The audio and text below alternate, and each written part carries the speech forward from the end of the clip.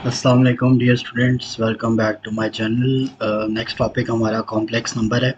Complex number की concept को सबसे पहले हम समझेंगे और ये देखेंगे कि कॉम्प्लेक्स नंबर कहाँ से आया।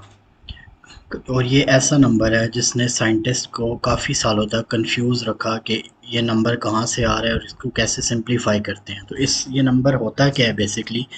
लेट्स से आपके पास एक इक्वेशन है कुछ इस तरह की, कुछ भी हो सकता है, +1 +2 +3। तो आप जब इसको सिंप्लीफाई करते हैं तो ये वन इधर आके -1 हो जाता है। और जब आपको पता है कि स्क्वायर ख़त्म करते हैं तो दूसरी तरफ स्क्वायर रूट आप ले लेते हैं। अब कहानी शुरू होती है यहाँ से कि आखिर कॉम्प्लेक्स नंबर है क्या। आप देखें, आपके पास आया है अंडर रूट के अंदर -1, जो कि मैथमेटिशियन के लिए काफ़ी सालों तक एक बहुत बड़ा सवालिया निशान बना रहा कि ये नंबर कहाँ से आया है, इसको फर्दर सॉल्व कैसे करें।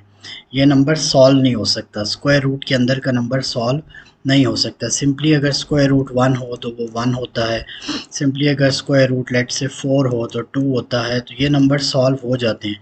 माइनस के नंबर्स ऐसे नंबर थे कि जो जिस तरह -2 है, -3 है एंड सो ऑन, ये सॉल्व नहीं हो सकते थे।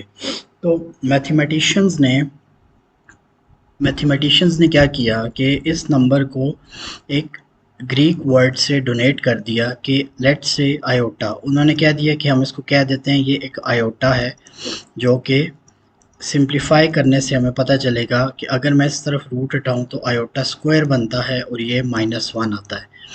अब उन्होंने इस नंबर को डोनेट कर दिया टुवर्ड्स कॉम्प्लेक्स नंबर्स में, डोनेशन कर दी इसको कि ये नंबर कॉम्प्लेक्स नंबर होगा। So iota which is equals to under root -1 या रूट के अंदर कोई भी नंबर, दिस इज़ कॉम्प्लेक्स। अब कॉम्प्लेक्स नंबर से बज़ाहिर तो ये सॉल्व नहीं हो सकता, लेकिन इस नंबर से बहुत सारी मैथ्स की एप्लीकेशंस जो हैं वो जनरेट हुई और वो मैथ्स के अंदर और साइंस के अंदर इसने काफ़ी हद तक रोल प्ले किया। अब आयोटा कॉम्प्लेक्स नंबर है।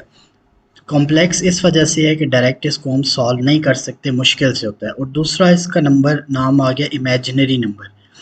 अब इमेजिनरी नंबर में हमारे पास why this is called imaginary, क्योंकि नंबर तो हमारे पास रियल नंबर हैं, इंटीजर्स हैं, होल नंबर्स हैं, वो तो हमारे पास रियल लाइफ में एग्जिस्ट करते हैं। लेकिन नेगेटिव नंबर्स को, आयोटा वाले नंबर को हमने कह दिया कि ये इमेजिनरी नंबर कहलाता है। अब इमेजिनरी इसको क्यों बोलते हैं, इसका जो हमें मिलेगा वो आंसर वो मिलेगा हमें ग्राफ से। अब लेट से मैं एक ग्राफ बनाता हूँ। मेरे पास एक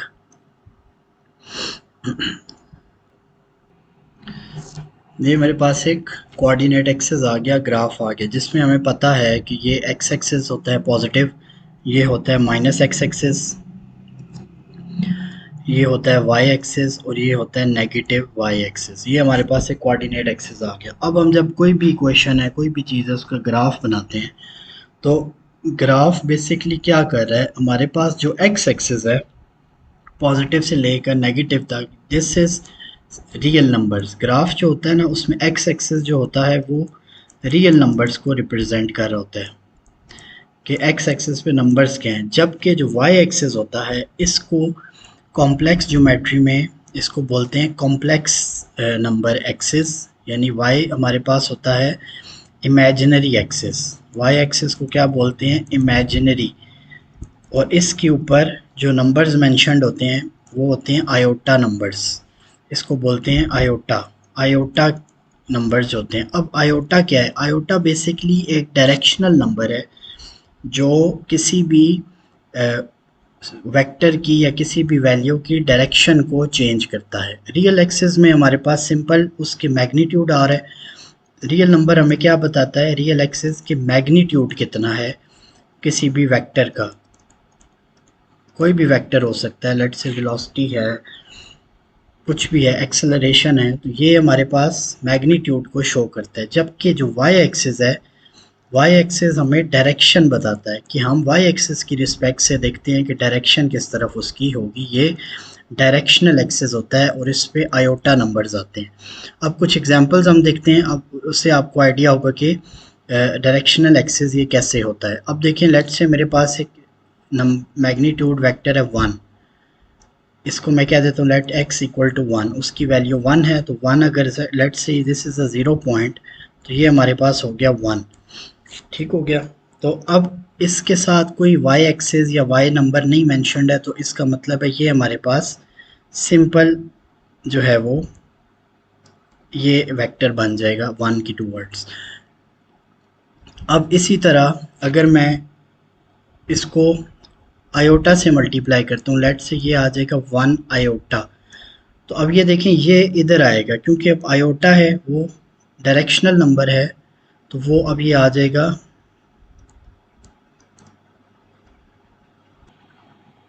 तो आयोटा बेसिकली क्या कर रहा है, आयोटा इज 90 डिग्री एंगल पे इसको पहले ये इधर था और अब ये यहाँ पे आ गया 1 आयोटा जब इसकी वैल्यू हुई। अब हमें पता है, हमने ऊपर देखा है कि आयोटा की वैल्यू जो होती है -1 अंडर रूट होती है और अंडर रूट जब ख़त्म करके इस तरफ आता है तो ये स्क्वायर बन जाएगा, तो आयोटा स्क्वायर होता है -1।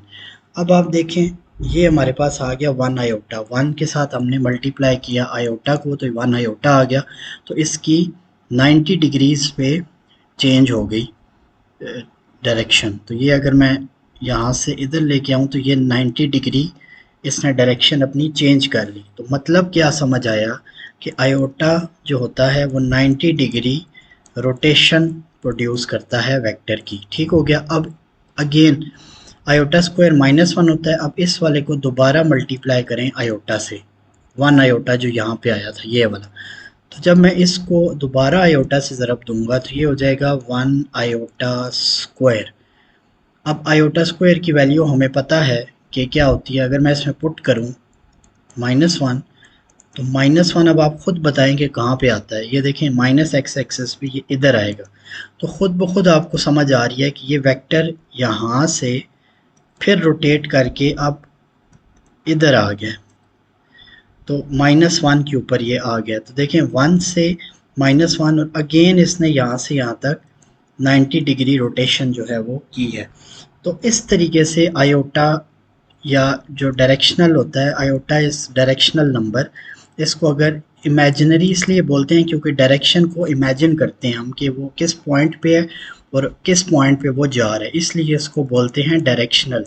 तो इस आयोटा ने बहुत ज़्यादा मैथ्स में चेंजेस की, डिस्टेंस कैलकुलेट करने के लिए, लोकेशन कैलकुलेट करने के लिए किसी भी पॉइंट की या वैल्यू की, तो उससे ये फ़ायदा होता है कि हमें वेक्टर की डायरेक्शन पता चल जाती है। तो iota is basically a directional number और ये 90 डिग्री रोटेशन को हमें बताता है। ये एक बेसिक कॉन्सेप्ट है क्योंकि बहुत सारे स्टूडेंट्स के माइंड में हमेशा ये सवाल रहता है कि आयोटा कॉम्प्लेक्स क्यों है और इसका यूज़ क्या है। तो ग्राफ्स के अंदर हमें ये लोकेशन बताने के लिए काम आता है। तो वाई एक्सेस को इमेजिनरी एक्सेस इसलिए बोलते हैं क्योंकि इसके ऊपर आयोटा की वैल्यूज़ होती हैं। तो अगर मैं दोबारा से एक सिंप्लीफाइड ग्राफ बनाऊं तो देखें ये एक्स एक्सेस हो गया मेरे पास, ये -x एक्सेस हो गया, ये y एक्सेस हो गया, ये -yx। तो अब आपको समझ आ जानी चाहिए कि x एक्सेस पे हमें मैग्नीट्यूड यानी रियल वैल्यू पता चलती है और y एक्सेस पे हमें डायरेक्शन की सिमत मिलती है कि किस तरीके से वो डायरेक्शन बदलेगा। तो y एक्स अगर दिस इज ओरिजिन पॉइंट जहाँ पे x0, x पे लेट से मैं कहता हूँ 1 2 3 एंड इस तरफ पॉजिटिव वैल्यूज़ हैं, इस तरफ नेगेटिव वैल्यूज़ हैं और ये आगे चलती हैं। तो y में क्या होगा, y में भी लिखते हैं हम 1 2 3 ही हैं, 4 इस तरह, लेकिन वो बेसिकली आयोटा वैल्यूज़ होती हैं, 1 आयोटा 2 आयोटा 3 आयोटा 4 आयोटा। तो एक्चुअल में y axis is imaginary axes, तो इसको बोलते हैं इमेजिनरी या कॉम्प्लेक्स एक्सेस और x को बोलते हैं रियल एक्सेस। क्लियर है सबको। अब कॉम्प्लेक्स नंबर क्या होता है, कॉम्प्लेक्स नंबर बेसिकली कॉम्बिनेशन होता है रियल और कॉम्प्लेक्स पार्ट का। लेट से मेरे पास एक y नंबर है जिसकी वैल्यू है a प्लस आयोटा b। अब इसमें a जिसके साथ आयोटा नहीं है इसको मैं बोलता हूँ this is a real part and this is imaginary part. तो जिसके साथ आयोटा होगा that is imaginary part. So real part is represented by x and imaginary part represented by y. तो एक्स कॉमा वाई हम represent करते हैं। अब late से मैं एक क्वेश्चन ले लेता हूँ, कोई एग्जांपल ले लेता हूँ, 2+3 आयोटा। अब मैंने इसका ग्राफ बनाना है, मैंने समझना है कि 2+3 आयोटा जो वेक्टर है, ये वेक्टर कैसे होगा, इसकी वेक्टर की मैग्नीट्यूड कितना होगा और डायरेक्शन कितनी होगी। तो अब दोनों चीज़ें मैं देखता हूँ ग्राफ से। तो सबसे पहले एक रैंडम मैं एक एक्सेस ड्रॉ कर लेता हूँ और उस पर वैल्यूज़ मैं मेंशन कर देता हूँ, 1 2 3 -1 -2 -3 अगेन 1 2 3 एंड रैंडम आप -1 -2 -3। ठीक हो गया, ये x है, ये पॉजिटिव y, ये नेगेटिव x, ये नेगेटिव y। अब वेक्टर है 2+3 आयोटा, तो मैग्नीट्यूड हमेशा x है, तो मैग्नीट्यूड 2, तो 0, दिस इज 0, दिस इज 1, ये 2। और अब इसकी डायरेक्शन कितनी है, ये किस डायरेक्शन की तरफ मूव हुआ है, +3 आयोटा, यानी y पे 3 यहाँ पे।